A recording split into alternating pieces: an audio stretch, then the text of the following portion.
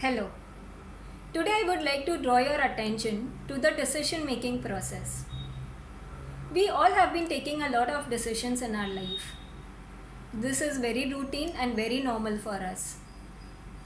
But do we really know that every decision has a cause and effect relationship? Let me explain this with an example. Just look around yourself. We would always find people who have unhealthy eating habits, or people eating foods based on their moods. So they would eat food when they are emotionally low. When they feel like crying, they'll have food, or when they are very happy, they would go and eat food, or when people come under stress, they would go and eat food, or probably they'll go and have ice creams or fast foods and have very irregular eating habits, and the end result would be that they will become very unhealthy and probably they'll put on a lot of weight. We happen to see such kind of people around us, isn't it? Now what we are seeing in this example is that these kind of eating disorders are the results, are the effects, that is the outcome. So the solution to this problem would be that people would go to some medical doctor and get some guidance on their health, on how to improve, or probably these people would go and join gym and try to improve on their health patterns. But how much are they able to improve? Not much, because what we are seeing here is the effect. The person is not working on the root cause.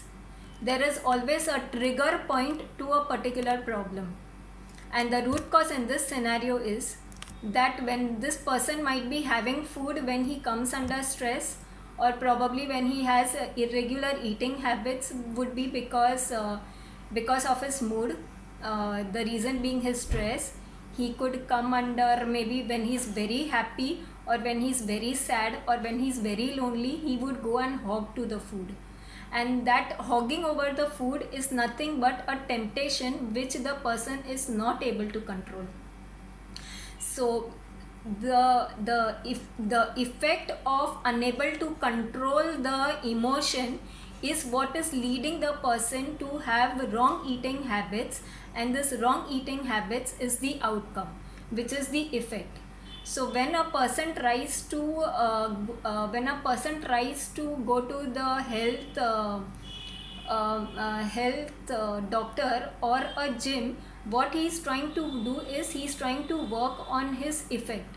He is not trying to check the root cause of the problem.